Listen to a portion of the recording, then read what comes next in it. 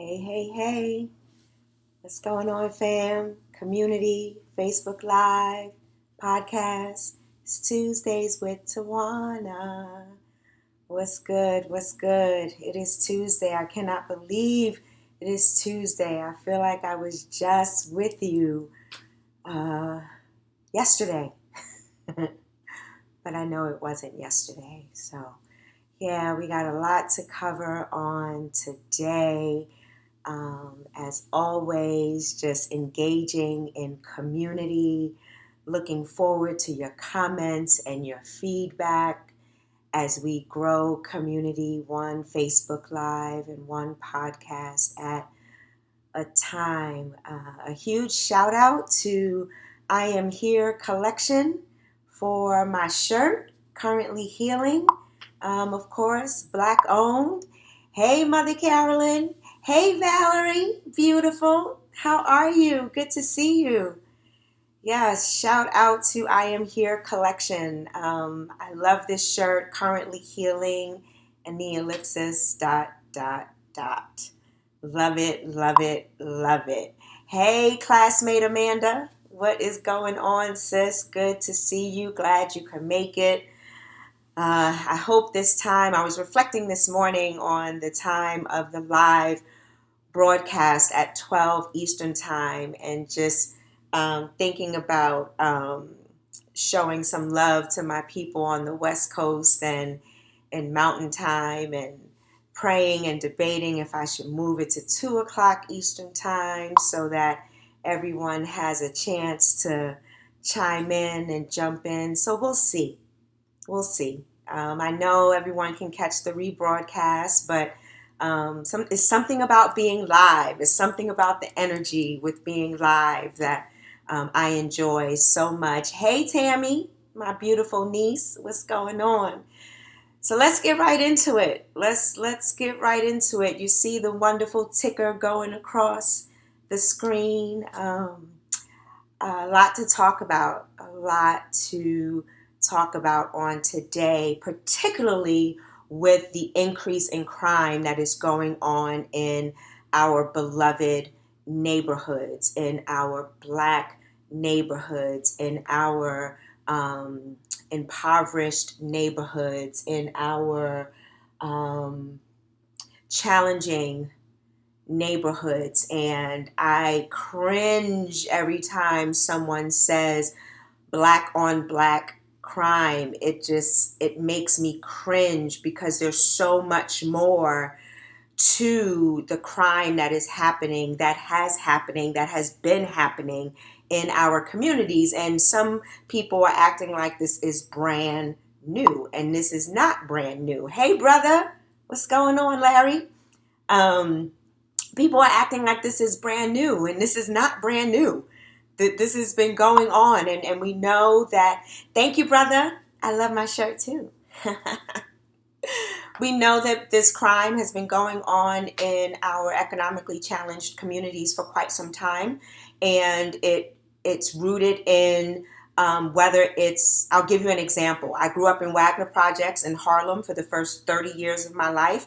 So I was born in 1970s. That means I was 10 years old when the crack epidemic started, and we didn't have the resources. We didn't have the money. We didn't have what it took to ship drugs from other countries. So it's more than what's happening in our communities. It's what people are putting into our communities and taking advantage of our plight, taking advantage of our challenges, taking advantage of the lack, taking advantage of lack of jobs, taking advantage of lack of great education with resources. Not even a great education. Can you just give me an education with resources, right? That we pay taxes for. So it's so much more than that. And I want to encourage us to really think about that. And at the same time, it also frustrates me because who is holding the mantle? Who is lifting the banner for those Black lives? Because those Black lives matter as well. Those Black lives that are in the midst of whether it's gang wars, drug wars, domestic violence. I don't like you. I don't know how to fight fisticuff anymore, whatever. Who is holding up the banner and the mantle for them? So, in these conversations and in this dialogue on Tuesdays with Tawana, I don't come before you with all these profound answers. I come with you as like a thought provoker, right? So we can start thinking about these things and thinking about the language that we use, that we are placing on our beloveds. Now we know that bad things happen, horrific things happen, right, in our communities, and oftentimes it is at our hands. The blood is on our own hands, and at the same time, more often than not, these things are rooted in some sort of systemic oppression. So who's holding the banner for Black Lives Matter for those Black lives? Are we responding with the same fervor, with the same energy, with the same seriousness, with the same care for these communities, our communities, as we are when someone is killed with a knee on their neck, or a no warrant busting down doors and killing Breonna Taylor, or Elijah McClain minding his business. And I want us to be careful with meritocracy, right? This is not about merit. This is not my life matters because I am this. My life matters because I have a bachelor's, 2 masters, and about to complete a PhD. Erase all of that. My life matters just because, period. My life matters, period. Because I exist, my life matters. Because I breathe, my life matters. Because I am here, my life matters. So it doesn't matter what I bring to the table. If we can all just start there, we can start changing a narrative that we did not create to begin with. We can start changing that narrative and start imparting this worthiness into the hearts and minds of our beloveds who believe that they are not worthy. They're not worthy of a good education. They're not worthy of a good job. They're not worthy of affordable housing. They're not worthy of a livable wage. So when do we come in and say, nah, you are worthy? And we got you. This is why recycling dollars in our community is so important. This is why not waiting for somebody else to come in on a white horse saving us. This is why we shouldn't turn to white people to come in and do the healing for us. White people have their own stuff to deconstruct and build. They have their own stuff to pay reparations for. They have their own stuff to not only repent and ask for forgiveness, but to be abolitionists in this work. They have their own stuff that will then feed into our healing, but we cannot rely on them to just miraculously say, oh yeah, racism does exist, and I am a racist, and I need to do something about that. When I've been living and afforded an opportunity to all of these things, including the American dream, for so long, why would I give up my privilege when I see Black people killing Black people? I'm speaking from their lens. The excuse, well, if they don't love themselves, why should I? This is a real conversation that shouldn't be, readily dismissed, right? Because we are all worthy. So let's talk about tags, label, and identity. And again, as you comment, I'll comment back. If you're just watching, welcome. I'm so grateful. And I want to hear from you as well, or just sit with this and listen, and let's grapple together, because it just grieves my soul. It grieves my soul when we dismiss a Black beloved because of who they are. That is very white dominant thought. You are the mistake. We can't make mistakes in white culture. You are the mistake. So if you stole something, right, and you have to pay the consequences for it, and you've done that, and you've repented, and you've changed your ways, that label that they put on you is now you are a thief. No, I stole. And I have paid the price for it. And now I'm coming back to reacclimate myself to be a positive force, a positive energy in this society that is not defined by you. Because I am worthy. My brother Larry says, Black people are afraid to hold, say that. Black people are afraid to hold the banner because of retaliation. And now we're even afraid to hold the banner even when we go out to protest. Because look what's happening in Portland, Oregon. And these are white people. So you know there's some fear if it's happening to white folk going against the 1%, going against the capitalistic society, going against white supremacy and white privilege. You know it got real. And we must go scared, as Reverend Dawn would say. And we must go scared. Why?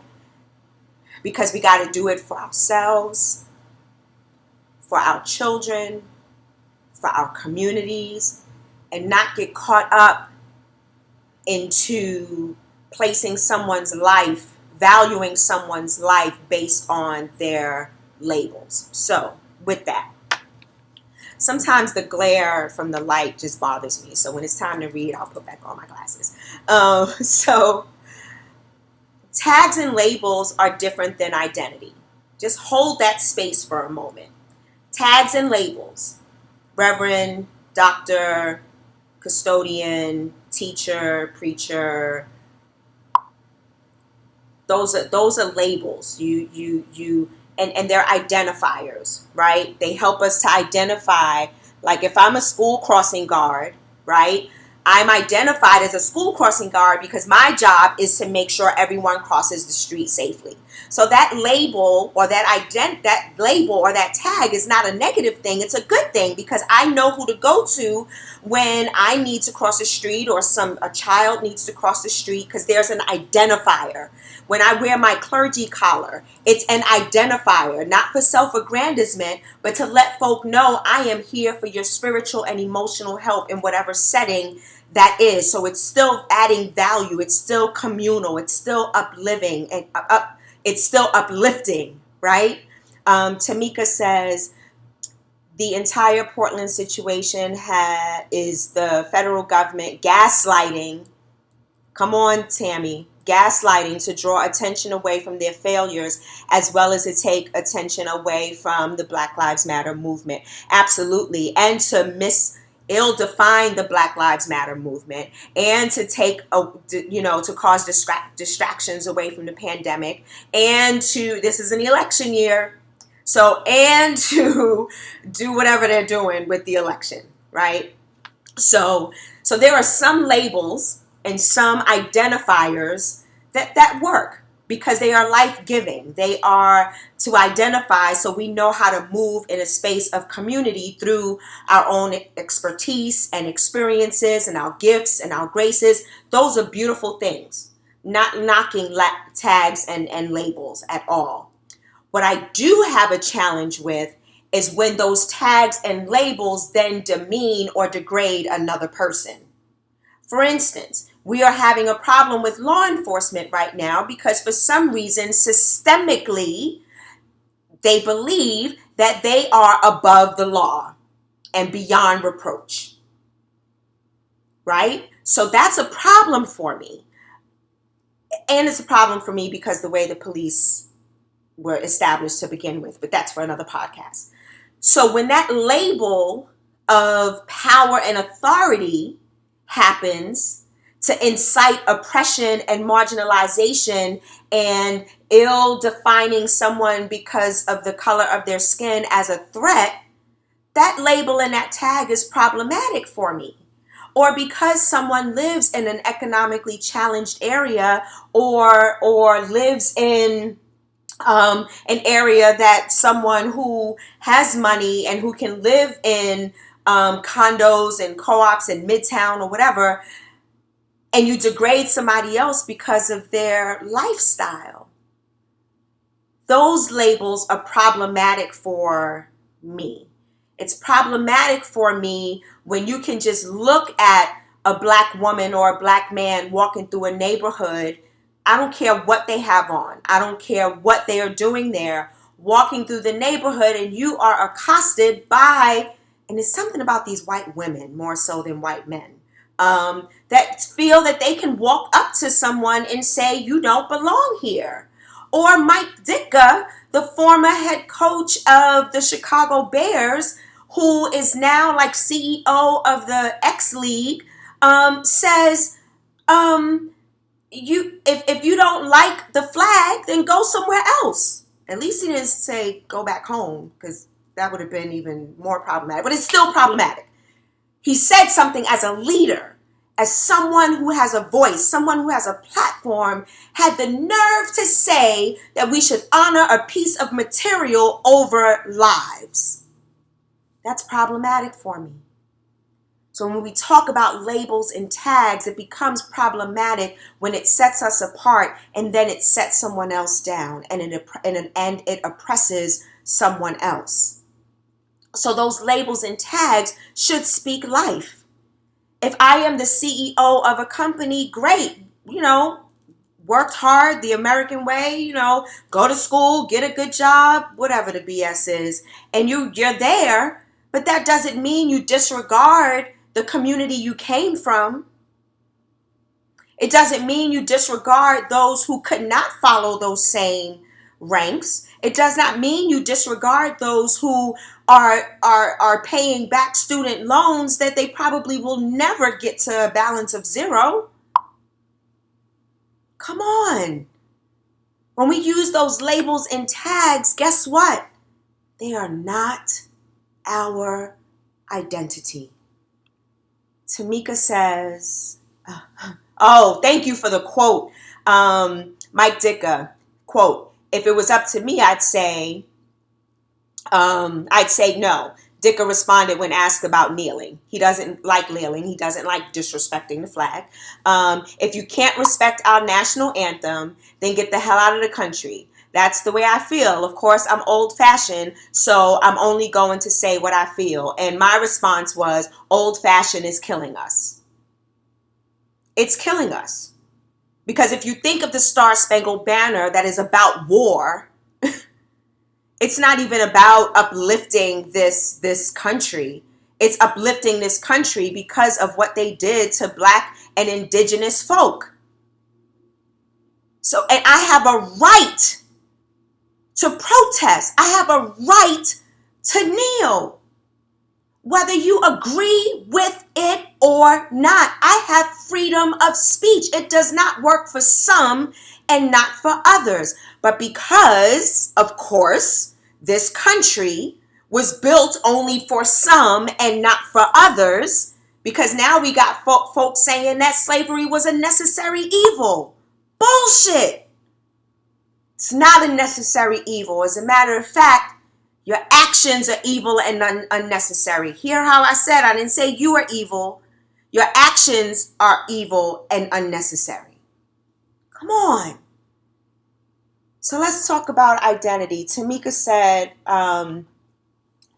saying I'm old-fashioned is not a pass for racist comments. Ashe. Courtney, exactly. He does not get a pass. And I used to like him. Remember, I used to be a football fan. I'm going on, 4 years now of not watching the NFL. Renee, what's going on? Old-fashioned is white tradition, is white supremacy. Renee is my people. I rock with Renee any day. Any day. Let's talk about identity for a moment. So if tags and labels are not who we are to the core, then who are we? So we must know who we are. Just like, again, Audre Lorde, if I don't define myself for myself, then guess what? I create a space for other people to define me, and not only define me, well, they would just crush me up like a little grape and discard me because they have the power to do that. But I have to define who I am when I remove everything else, when I remove the degrees, when I remove label as mother and grandmother, when I remove the label of sister and auntie and godmother, when I remove the label of friend, what is left? beloved, who are you? Who are you? You are divine. You are created. You are a human being created to add value in this circle of life. You commune with the trees every day because your breath and their breath exchange to give us life. We are supposed to take care of the land so that the land takes care of us. We're supposed to take care of animals because the animals then take care of us, including bees that are needed for our livelihood, including spiders that are needed for our livelihood. And so if it's so important for us to be present for those things, we must know that we are worthy and we are valuable, and we must be there for one another just because we are here and we do this.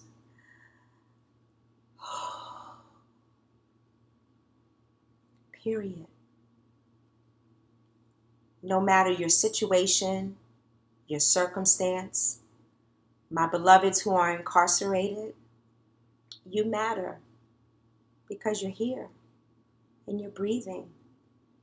My beloveds who are going through in all of these communities, including in Denver in the Park Hill community, thank you to all of those activists and leaders that are going out there and risking their lives, right?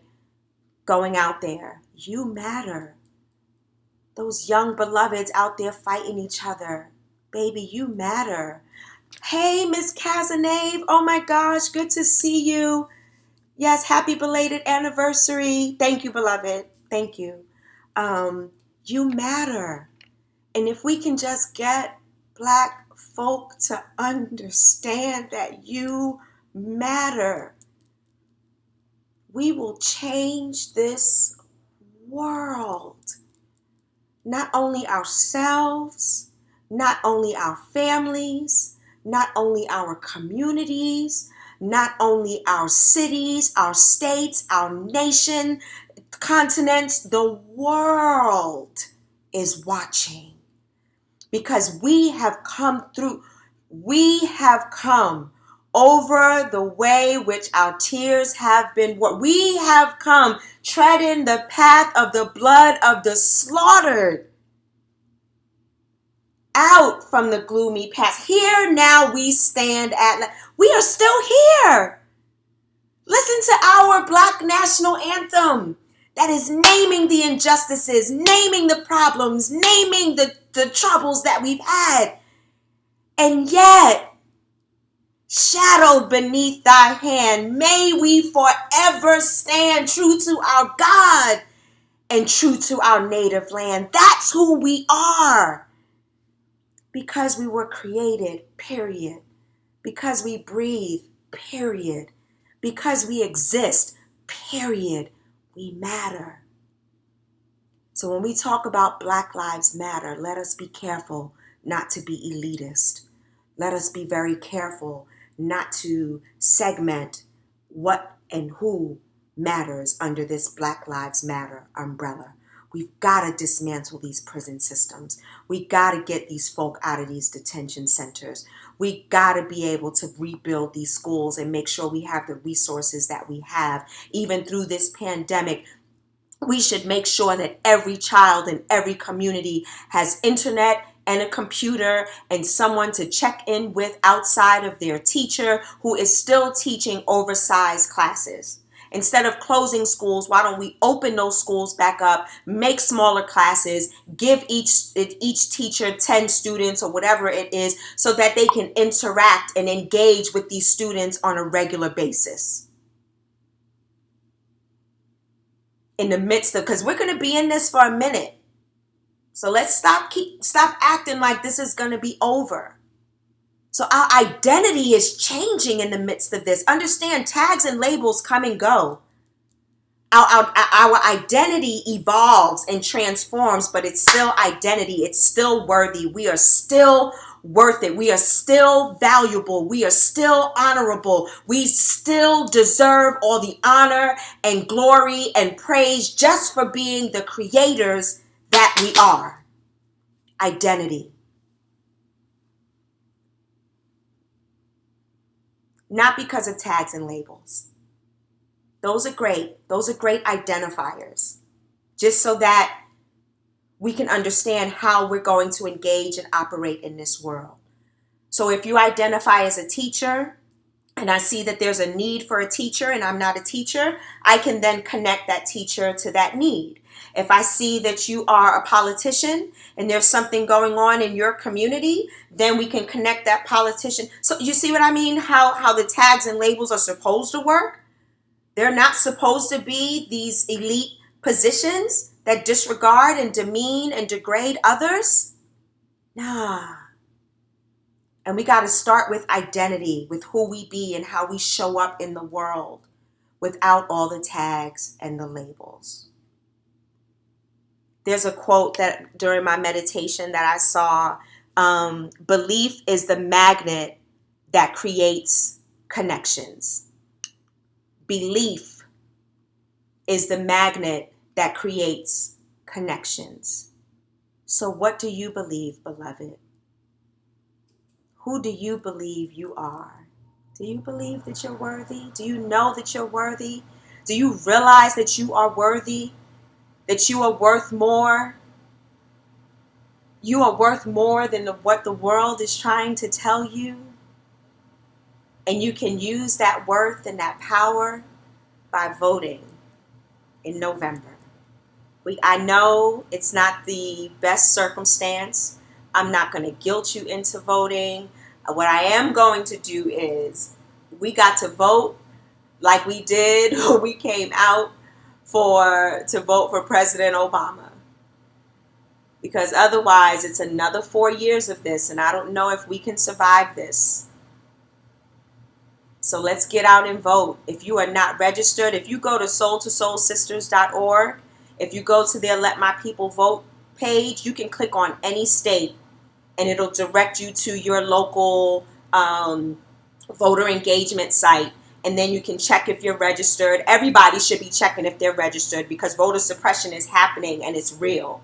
They need poll workers, but in the midst of a pandemic, it's hard to get poll workers, especially since a lot of the poll workers were older. So if younger people can come in and manage the polls, so all polling places can be open and you can vote by mail. And we have just a myriad of options for voting. For those who can, get out there and vote. For those who can't, drop it in the mail.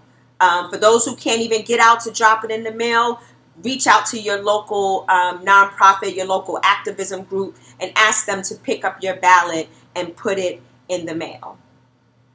We got to vote, beloved. We have no choice. Let our identity define who we are and who we be, and let's start the shift. Let's start the shift by voting. Let's start the shift by showing up for the least of these. Let's start the shift by showing up for those groups that we have deemed separate from the Black Lives Matter movement. I will close with this. So there's this overarching movement for Black lives, right? So because everyone has a part to play. We've talked about this before. Some are on the front lines, some are behind the scenes, some are in policy, some are on the streets, some are former gangbangers talking to current gangbangers, some are job recruiters, everybody has a place. They have a part to play. So that's a part of the bigger spectrum for the movement for Black lives. And then you have the Black Lives Matter movement that was started by our beautiful three Black women who started this movement during the time when it seemed as if someone was being killed, like every week. From Trayvon to Michael Brown to Tamir to Sandra Bland. The movement started, gained momentum, gained national momentum. Some people agree with what they're doing. Some people don't agree. And yes, we can still agree to disagree and keep moving under the larger umbrella of the movement for Black lives, uplifting one another and not using white supremacist thought to dismiss throw away or discard someone that I don't agree with. And I'm going to leave that there for us to think about, for us to ponder, as I am a thought provoker. So think about that. But most importantly, think about who you are and who you be and how you show up in this world, knowing that your life matters. Your life matters. You are worthy. You are so worthy. You are worthy. I love y'all. I'm so grateful that y'all joined me on today. Y'all never leave me out here hanging, because I'm still talk. If it's one or two, when two or three are gathered, we invoke the spirit. And that's what I need. That's what we need as a part of community, because it's the spirit that breaks down strongholds. It's the spirit that breaks down those labels and tags that demean and degrade others. It's the spirit that brings us together and builds community. So thank you for being my village, my tribe. Cancer cannot. I love you to the moon and beyond. Thank you for rocking with Tuesdays with Tawana. And it is my hope and my prayer that I will see you on next Tuesday. Let's heal, community. Let's heal.